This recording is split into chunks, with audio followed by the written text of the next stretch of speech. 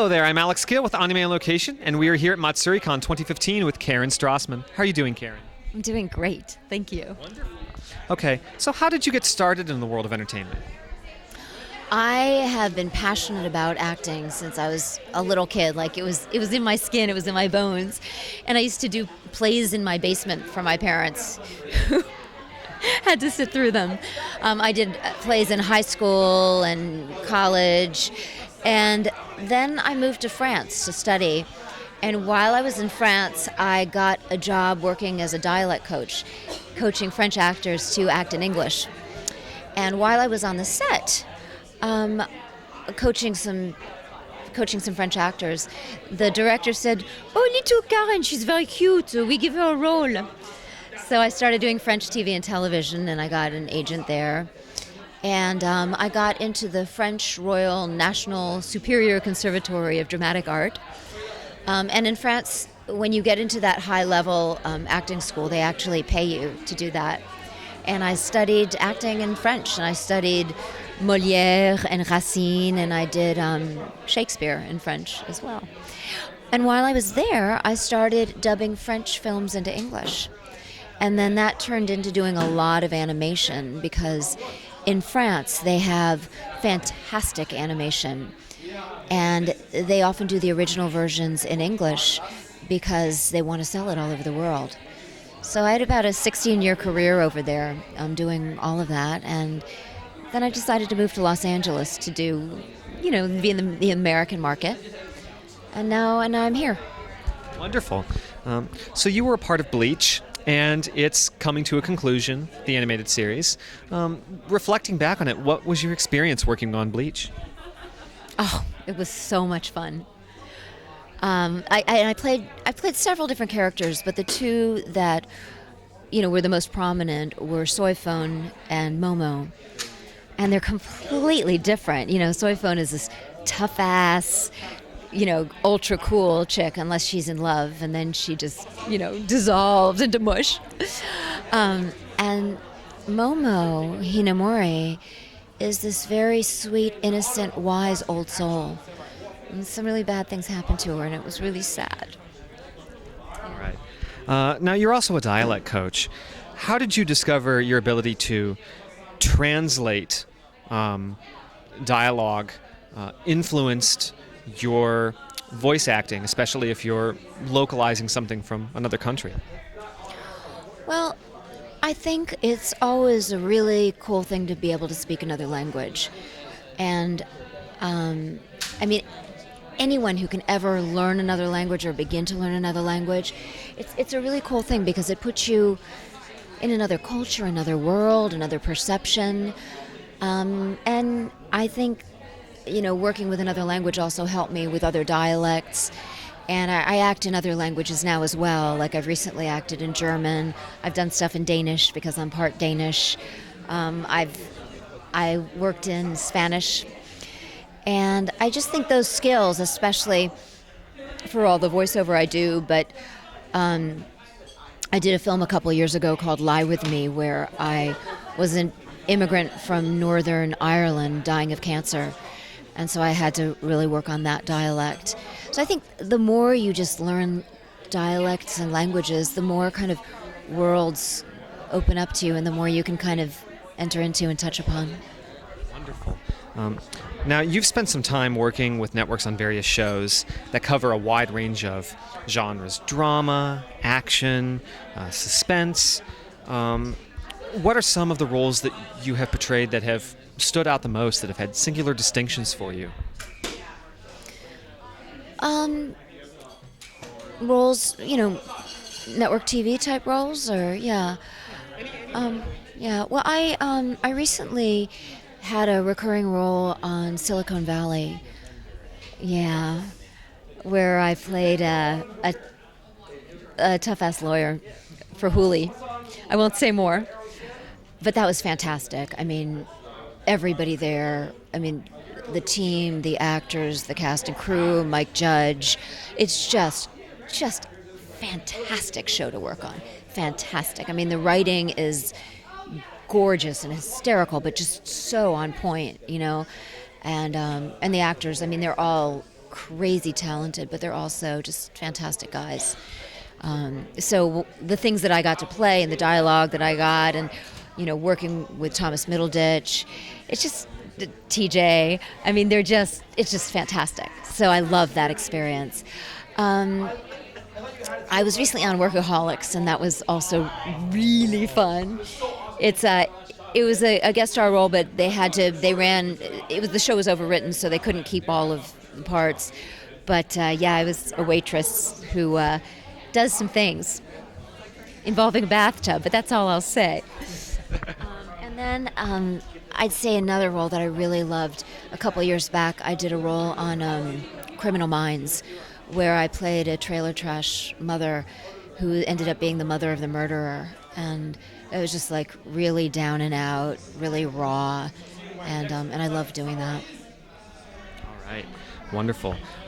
So you were recently in the films Limbo and Spit on Your Grave 3. Could you share with the audience what your experience was like working on those films? Yeah, absolutely. Spit on Your Grave 3 is going to be coming out, I think, in the spring or fall, in the fall. And the actors in it are fantastic. It's a very intense film, and my role was just a little bit of comic relief and some commentary, I think, about how rape is dealt with in our culture sometimes in not a very helpful way. I got to play an annoying psychotherapist, so you guys will get to see that. She's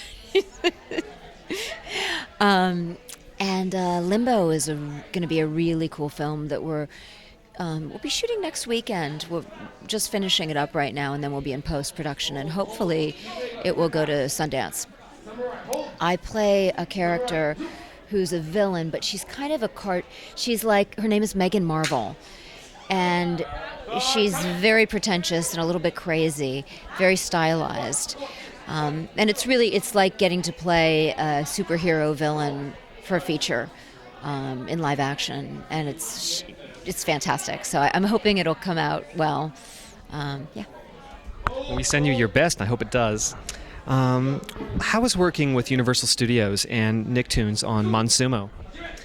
Monsuno is one of my favorite animated projects. It's original animation, and there were 5 actors who did every single role.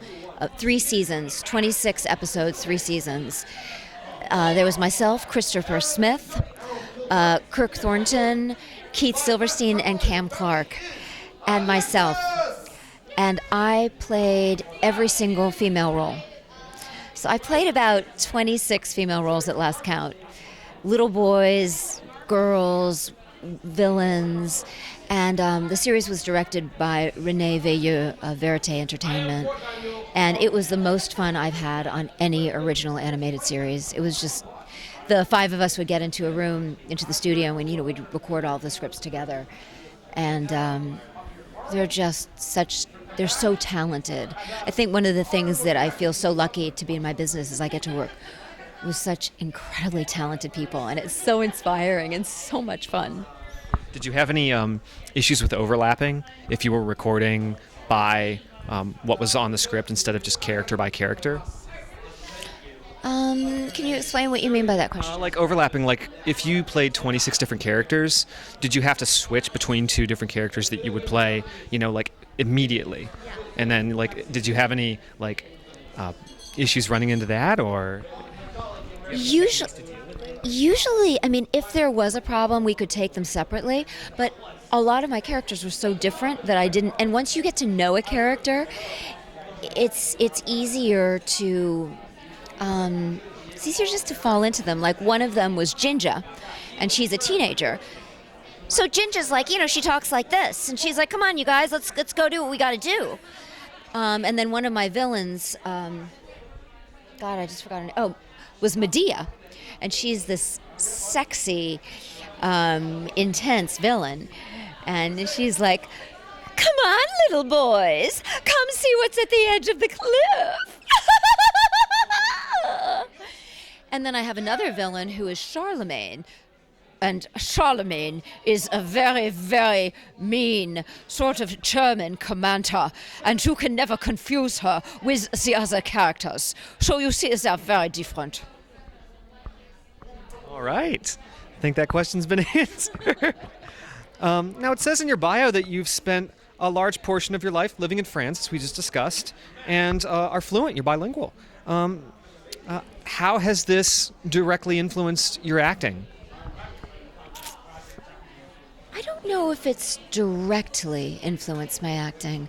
I think that, as I said before, living in another country gives you an opening into other cultures, other people. So I think that there are parts of me that are super American, right? Yeah. But then after living in France for a number of years, and there are parts of me that are very French. Like, so now you can feel like I have an American vibe. I'm talking, mais c'est vrai que quand je parle français, que je touche aux parties de moi-même qui sont plus d'une autre culture. That would mean that I touch at other parts of my being that exist in the interior of me, but that are from another culture. And it's not something I put on, it's something that I find in myself. So when you go into another culture and you spend time there, you're a little bit like a sponge, and you kind of vibe with those people. So you find those parts of those parts inside yourself. And that's what an actor's job is to touch on parts of another human soul or another culture or something inside of yourself. So not just to like put it on but a mask, but find that inside of you. And I think probably living in other cultures has helped me to do that. Yeah, and now I do work both in French and English, so. Wonderful. Is there any other projects that you'd like to discuss? Do you have any final words that you'd like to get out to the audience?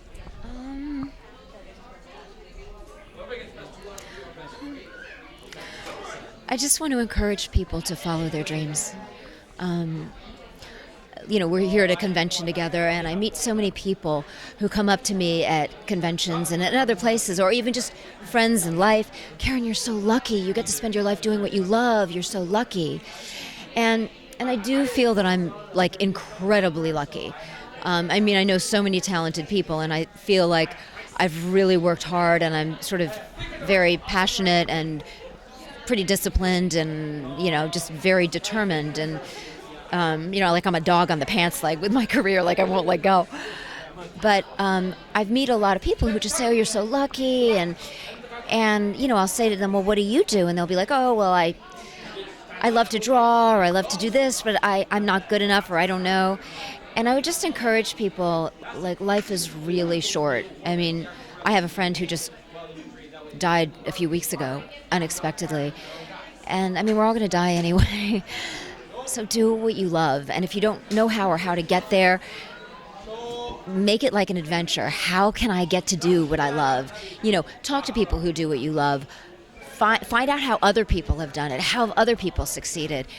But follow those things in your heart and in your gut that are really important to you and that call to you to spend time doing. Don't stop. That's the other thing. And one more thing. If anybody has any questions and wants to get in touch with me, I have a Facebook fan page. So it's Karen Strassman fan page. And I have a Twitter. It's just my name, Karen Strassman. And I can answer questions. If people have art, I'll repost it or I'll retweet it, So. Karen, thank you so much for your time. It's been a pleasure. And hope to see you soon. Thank you. Bye.